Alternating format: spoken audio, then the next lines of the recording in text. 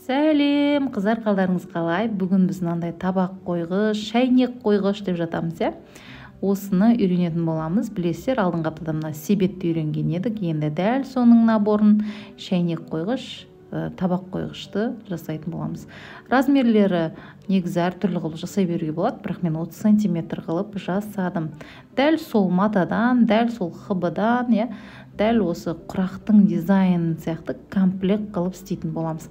Мына шеңберлер 32-де 32 сантиметр думалақ хыбыдан, сонымен қатар дак матадан да дәл солай 32-де 32 қылып, дәл бірде қылып қырқып алдым, қыздар.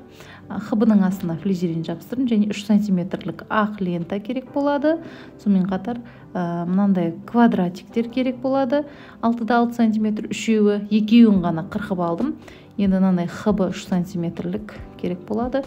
Яғни құрақ тігу үшін. Қыздар, мен дәл мынандай құрақты осын қоя салсам болатын еді, бірақ шәйнек қойған кезінде бәрібір мынау қалыңдық қылып қисайып тұруы мүмкін, шәйнектеріңіз құлап кетуі мүмкін, қалың болғандықтан. Сол үшін дәл осы шеңбердің ішіне центрлерін белгілеп тұрып, осындай хыбы маталардан құрақтың өзін дәл соның ортасына шығаратын боламыз. Яғни құрақты осы шеңбердің ішіне тігетін боламыз, қыздар.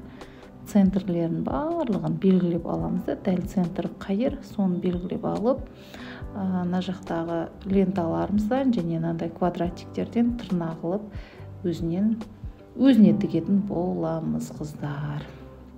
Ал енді, қыздар,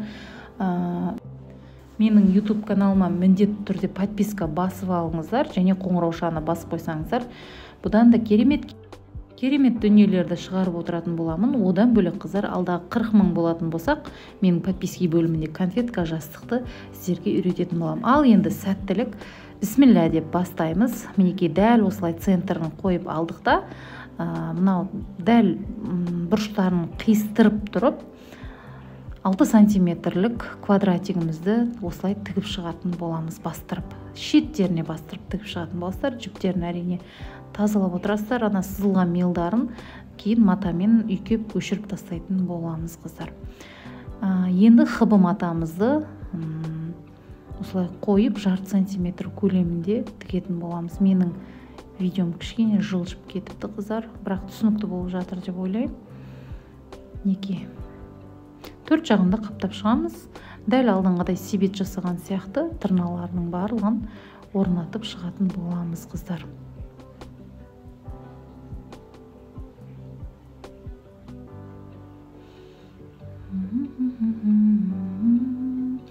Осының шетінің барлығын тігіп шықсақ болады, себебі әдемі көріну үшін, жиырылып сондай болып кетеді ғой, соларды қауіпсіздік үшін әрине осылай жасап бастағаныздар болады, қыздар. Ал енді 6 сантиметрлікті қиғашынан қиып алғаннан кейін осылай 3 бұрышты қылып, осылай 4 жағына да қойып тігіп шығатын боламыз.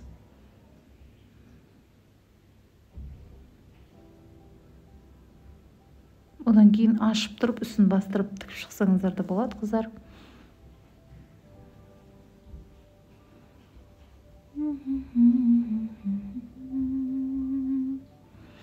Қыздар, мен сіздерге менің YouTube каналымның дамығанын қаласаңыздар, сіздер достарыңызбен де бөлісіп отырыңыздар. Менің YouTube парақшаммен өздеріңіздің аудиторияларыңызбен, достарыңызбен бөлісіп отыратын болсаңыздар, қанша көп адам жиналса, қанша көп просмотр болатын болса, мен де сіздерге ең құнды сабақтарымды, авторлық сабақтарымды аямай беретін болам. Сол үшін сіздер де комментарияны аямаңыздар, достарыңызға бөлісуді аямаңыздар. Мен сіздерге де аямай құнды ең керемет білімдерімді сіздермен міндетті түрде бөлісіп, осы YouTube арнада теп-тегін бөлісіп отыратын болам, иә, қыздар. Сол үшін міндетті түрде подписка баспаған болсаңыз басып алып, міндетті түрде достарыңызға жібермеген болсаңыз жіберіп, қоңыраушаны басып қойсаңыздар, сіздерге алғашқылардан болып видеом шығып тұратын болады. Ал енді қараңыздар, мән берген болсаңыздар, мына хыбы матаны мен ішіне қарай қайырып, үстінен бастырып тігіп жатырмын, қыздар. Себебі бұл хыбы мата ешқандай қалың емес, шәйнектеріңізді қойған кезінде былай дүмпиіп, солай болып тұрмайды да. Сол үшін де мен осындай жұқа хыбы матадан үстіне тігіп шығып жатырмын қыздар. Турецкий барқыттан тікпеңіздер, себебі ол по-любому мынау қайырған кезде шеттерін жаңағы не объем береді да, сөйтіп шәйнектеріңіз кішкене қисайып құлап кету де ықтималдығы бар қыздар. Құлап кету де мүмкін. Ал енді қыздар, осылай барлығын енді түсінікті болып жатыр деп ойлаймын. Барлығын шетін тігіп болғаннан кейін бұның үстін пармен әдемілеп үтіктеп шықсаңыздар болады қыздар. Дәл центріне түсу керек қыздар. Сосын арасына синтефон қоятын боламыз. Синтефон немесе жұқа мақтадан, немесе арасына фетр қойсаңыздар да болады. Міндетті түрде синтефон таппай жатырмын деген нәрсе айтпаңыздар. Адам жасаған адам жасай алады қыздар.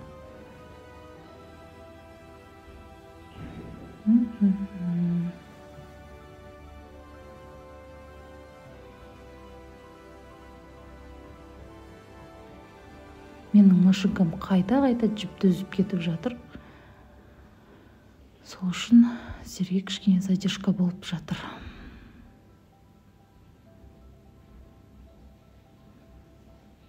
Ендігі аптада Құдай қаласа юртаны көрсететін болам қыздар, осының үстіне жабатынды.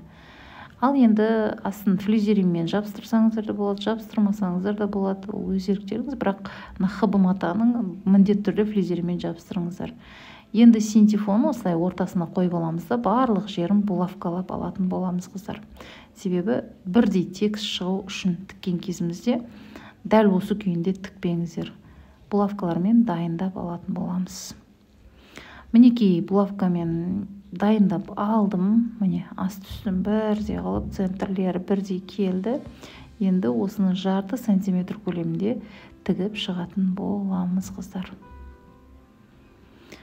Ал олай болса, бисмилля деп бастадық. 0,5 сантиметр көлемінде барлығын ұстап отырып тігіңіздер. По-любому бұл жаңа булавкамен була қадалса да жылжып кетуі мүмкін кішкене. Сол үшін ұстап отырып, астын үстін бірдей екеніне көз жеткізіп отырып тігіп шығыңыздар қыздар.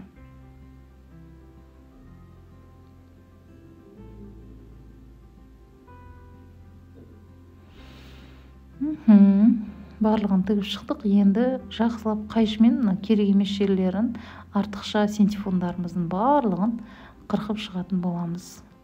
Жерде кішкене менде артығымен маталар да қырқылып жатыр қыздар. Енді қыздар, астысы бірдей болды, тігіп шықтық. Енді булавкаларымыздың барлығын шешіп алатын боламыз.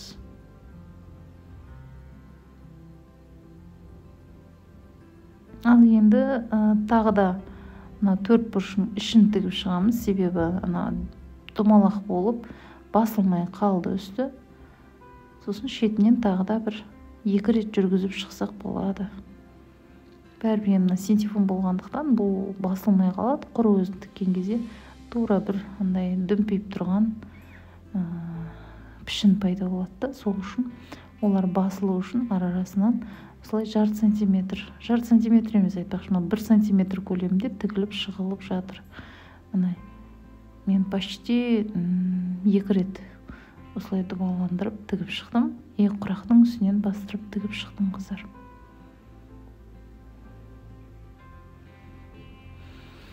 Ал ендеше ішіндегілермен де бастырып тігіп шықсаңыздар болады. Мен даже ортасында квадратигіне дейін бастырып тігіп шықтым.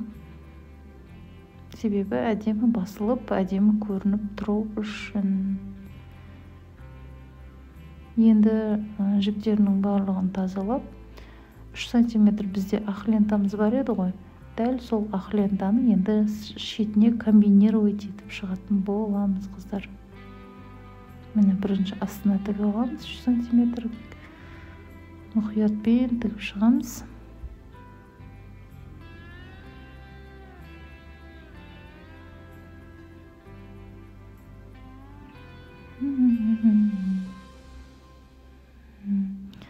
Алла қаласа, осы Аптаның суббота күні мен әр вторник, суббота күні мен жаңа сабақтар шығарамын. Суббота күні иншалла сіздерге осы дәл шайнек қойғыштың жаңағы жауып тұратын бар ғой, біз әжелеріміз сүт шай демеген кезде майлы әр нәрсе жауып тастайды, соның орнына дәл сол шайнектің үстіне жабатын юртаны тігіп үйренетін боламыз, қыздар.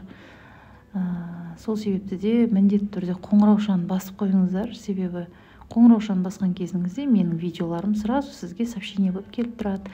Алтын ою жаңа видео шығарды деп, қыздар. Ал достарыңызбен де бөлісуді ұмытпаңыздар. Мен сіздерге уақытымды бөліп, осы қазақ аудиториясы дамысын, үйренсін, қолөнер үйренсін деген мақсатта үлкен бір ниетіммен білім беріп жатырмын. Сіздер де просто тегін қана көріп қана қоймаңыздар, себебі құр тегін қана көріп үйренгеніңіз дұрыс, бірақ адамның хақысы деген нәрсе болады.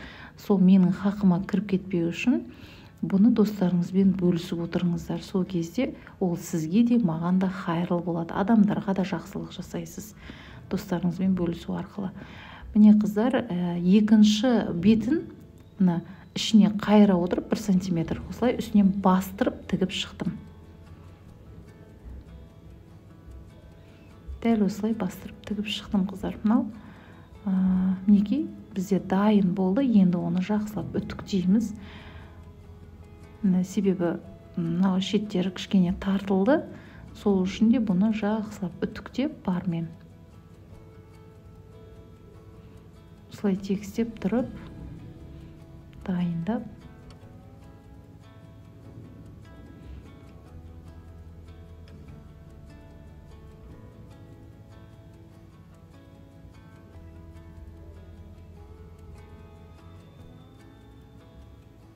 мінекей біздің шайнек қойғышымыз, табақ қойғышымыз дайын болды, қыздар. Қыздар, ендігі аптада міндетті түрде юртаны көрсететін боламын. Ал олай болса, сәттілік. Ендігі кездескенше, қыздар, сау болыңыздар.